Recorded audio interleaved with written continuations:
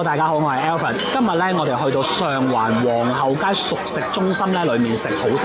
嗱，我講好西咧，就唔係好東西咁簡單，係真係名副其實嘅西餐啊嚇。去熟食中心食西餐係咪港式豉油西餐啊？非也。今日我哋食足幾個 course， 前菜、主菜、甜品分開點，人均都要幾百蚊㗎。呢間餐廳叫做 ABC， 都開咗10幾年，喺熟食中心走呢個路線，以我所知得佢一間。雖然劍走偏鋒，但咁多年都仲喺度，就證明咗條橋係 work 嘅。原來香港人都 buy 咁嘅模式喎。呢個場有冷氣，熟食中心嚟講都算乾淨，環境我收貨。睇睇餐牌，呢一邊呢就係酒水，每支嘅價位就由百幾蚊去到最貴嘅888。另一邊呢就係食物，全部單點，所以幾錢落樓都好睇個食客點咗幾多嘢同埋點咗啲乜。特別鳴謝 Surfshark VPN 贊助呢條片。我哋上網潛在住好多唔同風險，例如有機會俾壞人追蹤到我哋去過咩網站、睇過咩資訊，甚至喺邊度上網，亦都有機會中電腦病毒。而 VPN 就可以降低以上情況嘅風險，上網就安全好多。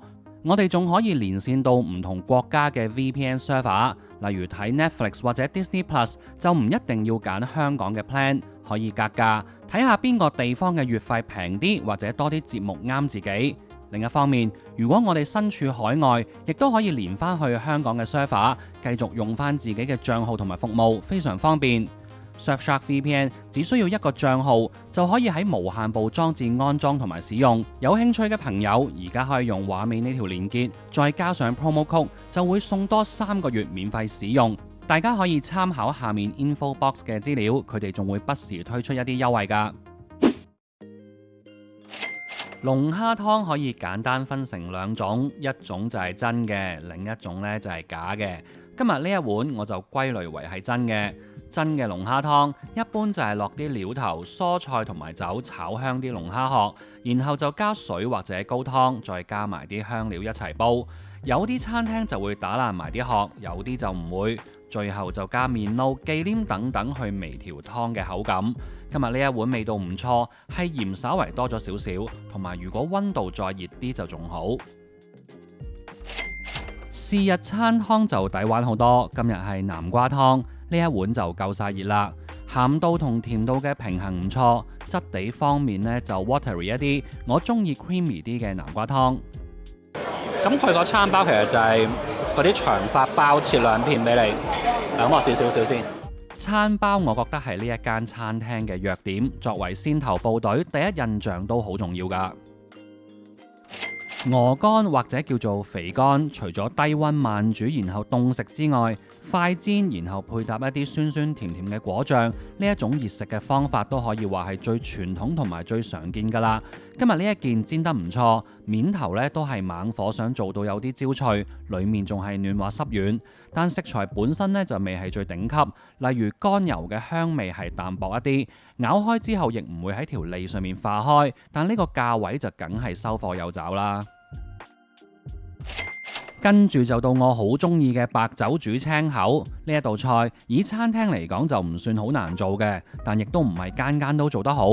今日呢一碟呢就幾高分，青口質地超級滑，一嚟就食材本身靚啦，二嚟煮嘅時間都係啱啱好。味道方面，白酒嘅清爽、忌廉嘅奶香，加埋食材或者係嚟自高湯嘅鹹鮮，層次感豐富而清晰，完成度好高。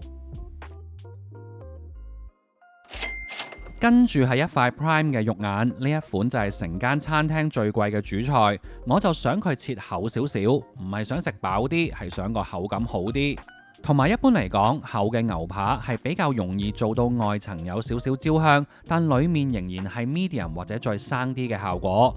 薄嘅牛扒好容易一係就煎得唔夠香，一係就裡面熟晒，咁就會乾身冇咁 juicy。但呢度嘅師傅就用技術搭救。今日呢塊肉眼煎得非常好，不過肉味就稍淡。做呢一個西班牙乳豬咧，佢好明顯咧就用咗一個都幾傳統嘅做法啦，就係分開咗兩個唔同嘅溫度，用兩個唔同嘅時間組合起嚟咧去完成呢一個嘅。咁首先佢一定係用咗一個比較低溫嘅時間，然後比較長嘅時間去整熟同埋整腍呢一嚿豬肉。然後你可以好明顯見到咧，就係佢叫骨肉分離啊，即係嗰啲細骨咧已經係一支一支可以就咁抽出嚟。然後佢嗰個肉嗰個纖維感咧，已經係俾佢完全破壞晒啊！可以話，咁你本身乳豬肉咧，其實已經係嫩滑一啲咧，就唔一定要花咁長嘅時間去做呢個步驟。其實嗰個肉咧都不至於話好韌啊、好柴咁樣嘅。甚至乎咧，就係其實我而家食落去咧，就覺得佢嗰個肉咧有點而係 overcook 咗，即係呢個步驟係要，但係唔使做咁長。咁但係佢第二 part 即係高溫去令到嗰個乳豬焗花香、焗翻個皮脆嗰 part 咧，嗰個火候咧就做得非常之好嘅。甜品我哋揀咗橙酒梳芙梨，其實睇片大家都會知道佢係好有空氣感、好輕盈。食梳芙梨最緊要就係記得唔好影咁耐，要快啲食啊！法式焦糖燉蛋，質地細滑得嚟又唔會太張口，明顯食到好香嘅雲呢拿味。睇真啲，超級多雲呢拿紙喺裏面，冇咗啲裝修，啲錢就擺多咗落成本嗰度。同樣價錢，如果去4星酒店就可能得一陣香精味。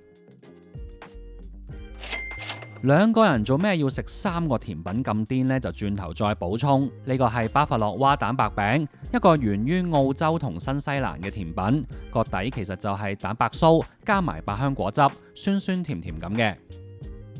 今日呢餐飯咧，整體嚟講咧，我覺得係好玩嘅，同埋咧都算係抵食嘅。咁最主要咧就係咧，其實佢哋係將好多鋪租嘅成本咧，就擺翻落去食材方面啦。嚟到熟食中心咧，當然我就唔會再講嗰啲話，好得呢度好嘈啊，啲人點樣講嘢好大聲，因為咧你嚟得呢度咧就係預咗係咁樣樣嘅。呢個咧係符合我嘅預期，亦都符合呢一個餐廳嘅定位嘅。